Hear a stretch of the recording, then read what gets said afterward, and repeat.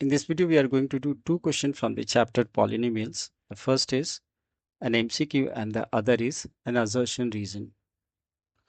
So in the MCQ it says the sum of the zeros of a quadratic polynomial, well this is the polynomial, is equal to their product, then the value of k is. So we are given the sum of the zeros equal to the product of the zeros. Now comparing this polynomial with the standard equation, standard polynomial, that is ax square plus bx plus c, what you can see from here that a is the coefficient of square, which is k here. B is the linear term, coefficient of the linear term, that is 2, and c being the constant is 3k over here.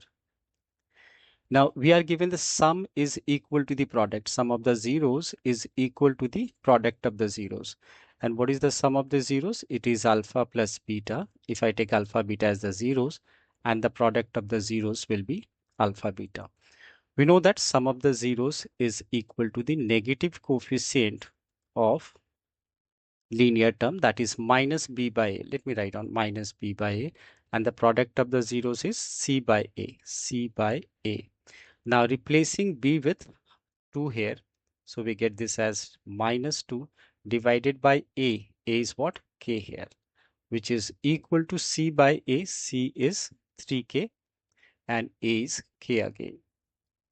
Now from here we can cancel k, and by cross multiplication we get this as 3k equals negative 2. That implies k is equal to minus 2 by 3. Now in the assertion reason, assertion says if one of the zeros of this polynomial is reciprocal the other, then the value of k is 3. Now let's say if the zeros are alpha and beta only, what we know that we are given that one zero is reciprocal the other, right? One zero is reciprocal the other. So if I say alpha and beta are the two zeros, then alpha will be equal to 1 by beta. And if I do cross multiplication, we can say that alpha multiplied by beta is 1. If I do cross multiplication, that is beta on the other side. And what is the product of the zeros? Product of the zeros is c by a. C by a is equal to 1. Now look here, we have a as what? A is the coefficient of x square, right? So a in this question is what? K square plus 4. And what is c here? C is the constant term, which is 4k.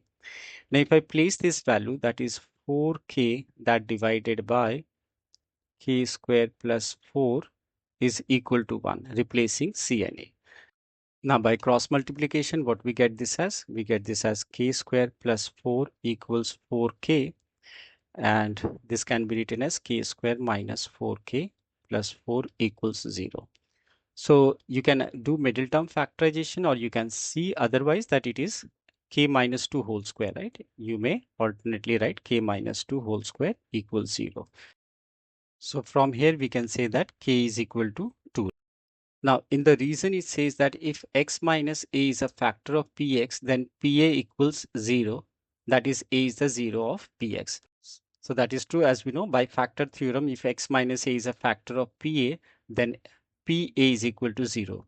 Now what you should know that if I say that x minus 2 is a factor of px, right, then p2 is equal to 0.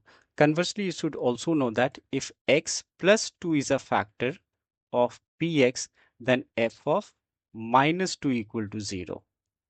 So we'll say that in this part, assertion is true, reason is also true, but we can see that as reason is not the correct explanation. So hence in this case, the correct option will be, in the second case, the option is B, right? The B, which is assertion true, reason true, but reason is not the correct explanation. And in the first part, we got x k is equal to minus 2 by 3. So in this case, it is D is the correct answer.